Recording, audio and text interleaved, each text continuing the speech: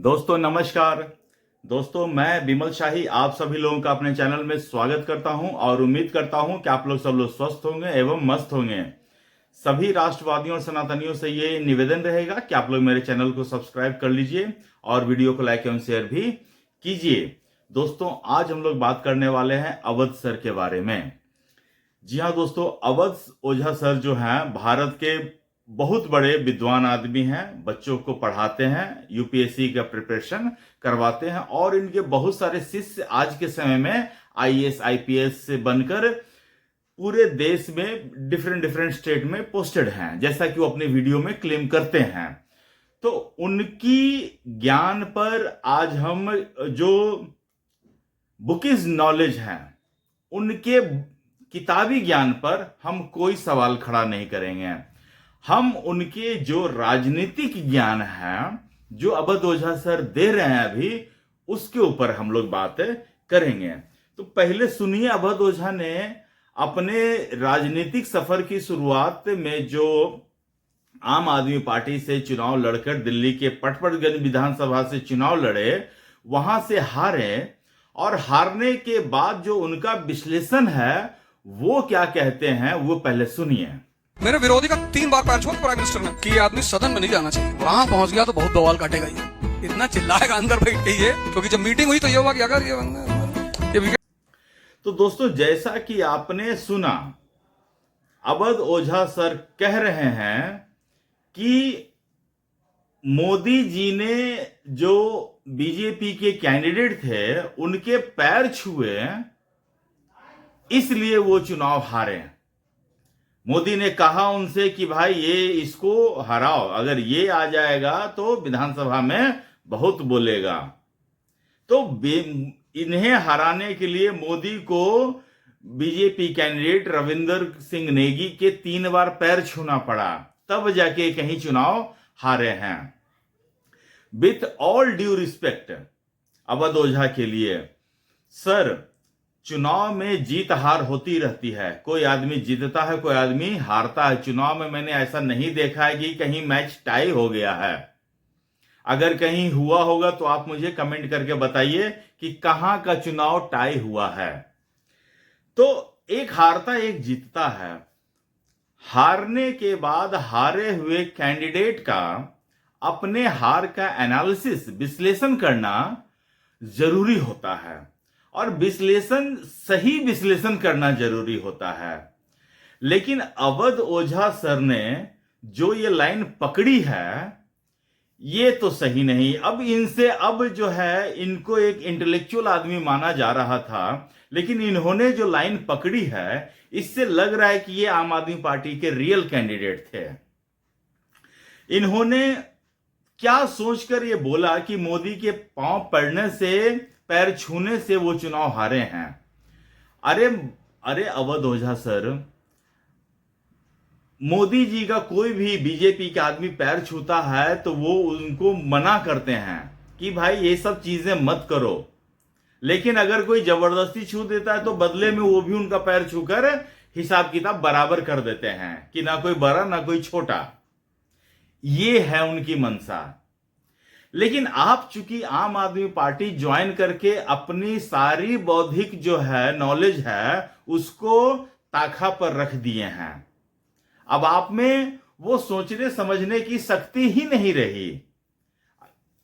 अब मैं आपको बताता हूं एक्चुअल में आपकी हार का कारण क्या था। तो हम 2025 से नहीं 2020 से चलते हैं। 2020 में भी दिल्ली विधानसभा चुनाव हुआ था और जिस सीट से अवध ओझा लड़े थे वो सीट पर भी चुनाव हुआ था। उस चुनाव के मैं आपको बताता हूं 2020 का परिणाम क्या रहा था, वो मैं आपको बताता हूं। उसमें मनीष सिसोदिया जो आम आदमी पार्टी के कैंडिडेट थे उनको वोट मिला 70,163। आप यहां पर देखिए, रविंदर सिंह नेगी को मिला 66,956। मतलब मिला जुला के 3,000 वोट का डिफरेंस था। और जो कांग्रेस के कैंडिडेट थे लक्ष्मण रावत, उनको 2,802 वोट मिले थे। तो असल में रविंदर सिंह नेगी मनीष सिसोदिया को टफ फाइट 2020 में ही दे रखा था, और 2020 के बाद से ही तो मनीष सिसोदिया का सारा काला कारनामा बाहर आया है। शराब घोटाला और वे क्लासरूम घोटाला, जेल जाना, ये तो 2020 के बाद ही हुआ है ना। तो पूरे पटपरगंज विधानसभा में सबको मालूम था कि मनीष सिसोदिया चुनाव नहीं जीत रहा है। अरविंद केजरीवाल को भी मालूम था कि मनीष सिसोदिया चुनाव नहीं जीत रहा है। अरविंद केजरीवाल तो समझदार निकला, उसने मनीष सिसोदिया का सीट चेंज कर दिया, पटपरगंज से कर दिया जंगपुरा, क्योंकि वहां पर मुस्लिम बहुल क्षेत्र था, तो उसे लगा कि जंगपुरा में तो ये जीत ही जाएगा, और यहां पर अवध ओझा सर को बलि का बकरा बना दिया।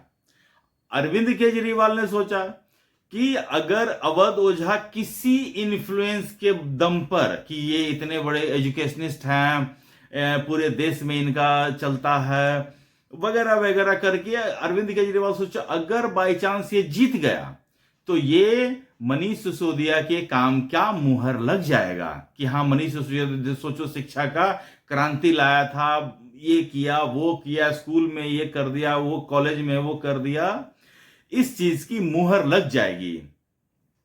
लेकिन पटपरगंज की जनता तो वो 2020 में ही सिसोदिया को जीतने नहीं देना चाह रही थी। वो तो कांग्रेस के जो लक्ष्मण रावत थे ढंग से परफॉर्म नहीं किए हैं, वरना मनीष सिसोदिया तो 2020 में ही हार जाता, उसको ये शराब घोटाला करने का मौका ही नहीं मिलता।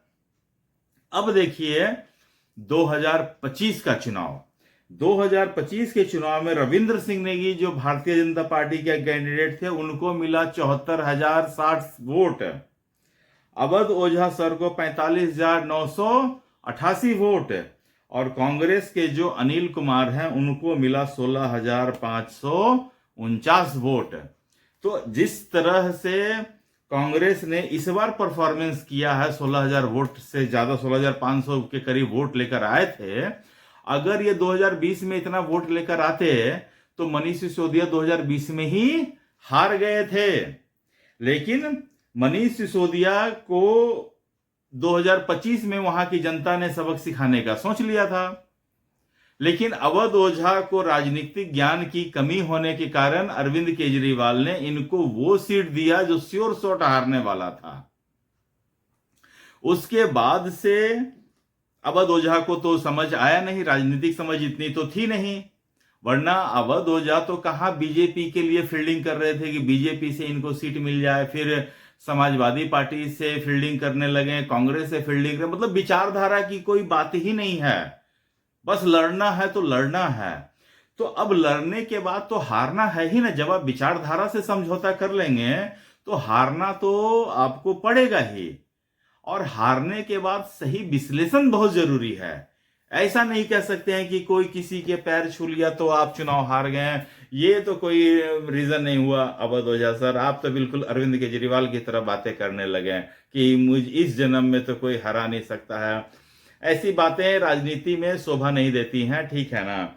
आप इतने ज्ञानी आदमी, परम ज्ञानी हैं, महाज्ञानी हैं, मोदी जैसे, आपने ही तो कहा था ना कि अगर मोदी मुझे कहे कि भाई मैं प्रधानमंत्री पद का उम्मीदवार छोड़ रहा हूं, तुम आ जाओ, तुम प्रधानमंत्री बन जाओ, तो भी तुम बोले थे कि हम बीजेपी ज्वाइन नहीं करेंगे। इतना अहंकार ठीक नहीं होता। और जिस पॉडकास्ट में आपने ये बात कहा था उसमें शुभांकर मिश्रा सर ने ये कहा था कि भाई साहब ये कुछ ज्यादा हो गया, तो आपने कहा नहीं नहीं बिल्कुल नहीं। तो जो प्रोफेसर, जो आदमी, जो टीचर अपने स्टूडेंट्स के बीच जो भी आप वीडियोस डालते थे उसमें इतना मोटिवेट कर देते थे लोगों को, राजा महाराजा ये वो, कितना मोटिवेट आप करते थे आपको पता है। और जब आप राजनीति ज्वाइन किया अवध ओझा सर, तो किस तरह आपका पहला इंटरव्यू में आपके गले में अरविंद केजरीवाल ने आम आदमी का पट्टा बांध दिया था।